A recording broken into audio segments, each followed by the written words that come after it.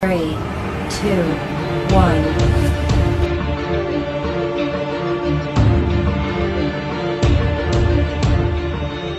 1. Vamos falar agora sobre a revisão e modernização da Lei de Acessibilidade. Fernando, o que seria a revisão e modernização da Lei de Acessibilidade? O que nós entendemos, a lei ela é altamente necessária, né, Júlio? Isso aí não temos nem o que discutir sobre ela. A maneira com que ela foi implementada é que nós discutimos se ela realmente, na sua totalidade, está sendo implementada e como está sendo implementada. Porque nós sabemos que algumas empresas não têm condição nenhuma de colocar um banheiro para deficiente, não tem condição nenhuma, às vezes, até de fazer uma rampa de acesso, mas não é questão da má vontade ou da impossibilidade do proprietário. É que como os nossos imóveis não foram projetados para isso, em algumas situações fica impossível você fazer uma rampa, você fazer um acesso, fazer um banheiro para cadeirante. Realmente, então, não tem como você penalizar um empresário atual que está num imóvel desse por erros e falhas do passado. Certo? Não tem como, porque não dá.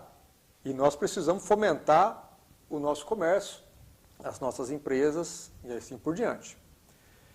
Eu vou citar um caso para vocês que aconteceu comigo. Muitas das coisas que nós estamos conversando são situações que eu passei, certo? Eu tenho um escritório meu, que o projeto é de antes da Lei de Acessibilidade, e eu tive que fazer um laudo onde nesse escritório não tinha condição de ter acessibilidade. Ou seja, eu tive que contratar um engenheiro, paguei R$400 para que o engenheiro me desse um laudo, onde ele deve ter colocado um Ctrl+C, Ctrl+V, copiou, colocou, mudou o endereço, assinou embaixo. Agora você calcula isso para uma empresa que está começando agora, um micro, pequeno empreendedor. Ele vai ter que pagar. Alguma coisa ele vai ter que pagar. Então, esse negócio aí, a revisão ou a alteração da lei, é que nós vivemos hoje em pleno século XXI. Aí nós voltamos de novo à tecnologia. A pessoa que está querendo abrir a empresa, ou seu escritório de contabilidade, ou quem quer que seja, o que ele faz? Ele vai lá, abre o portal da prefeitura, numa parte específica para esse detalhe, coloca os seus dados, a sua empresa e tal, porque já vai estar andando junto com a questão da abertura na junta, a abertura do CNPJ dele, a autorização municipal, alvará, todos esses negócios estão caminhando, correto? E aí ele vai lá numa parte de acessibilidade, tem ou não tem? Aí nós temos um questionário com N perguntas, anexa, ele bate fotos, então foto do imóvel dele, pega tudo isso aí, junta para a prefeitura, manda, eletrônico. Acabou.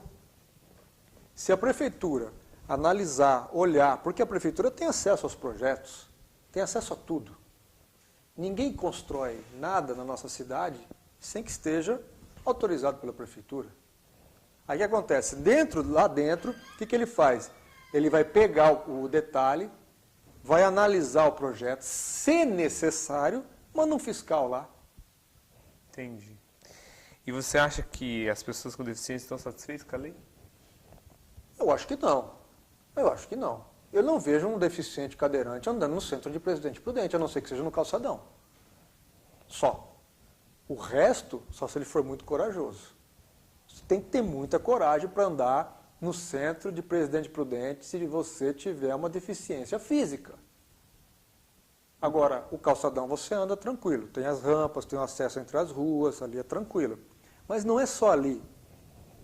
Isso aí, dentro dessa lei de acessibilidade, também entra o projeto anterior, melhor urbanismo. Vamos juntar todas as coisas. Esse aí da lei de acessibilidade é uma lei que já existe. É aprovado, âmbito federal, tudo certinho, tem uma cláusula na parte municipal. É isso que nós vamos melhorar essa lei. Nós vamos adequá-la, tá? Por quê? Nós temos um caso também de uma empresa com projetos aprovados pela prefeitura. No meio desse trâmite da aprovação do projeto, entrou a lei, a parte de cima da empresa não foi liberado para uso. A parte de baixo, tranquila. Rampa, banheiro, espaço para movimentação de pessoas com deficiência, tranquilo, sem problema nenhum. A parte de cima dele não abre. Mas por que não abre? Ah, porque não tem acessibilidade. Mas tem banheiro de deficiente, mas não tem o quê? Chegaram para ele e falaram, simplesmente você coloca um elevador e aí a pessoa vai para o andar de cima. Bom, calma lá, então, aí nós precisamos ter o bom senso na situação, Julio. Se a parte de baixo tem toda a infraestrutura, tem todo o trabalho, tem tudo certinho, e a parte de cima não tem, não tinha condição de fazer, não existia condição financeira de se colocar um elevador, não tem condição técnica de se colocar um elevador, vai atrapalhar o visual do estabelecimento. Então aí nós vamos ter que começar a entrar com o bom senso, porque senão fica difícil. E assim, então podemos afirmar que as leis criadas são têm que ser revisadas mesmo. No meu entendimento, ou elas, em alguns casos elas estão equivocadas, em outros casos elas não funcionam, e em outros casos elas deveriam e não são executadas.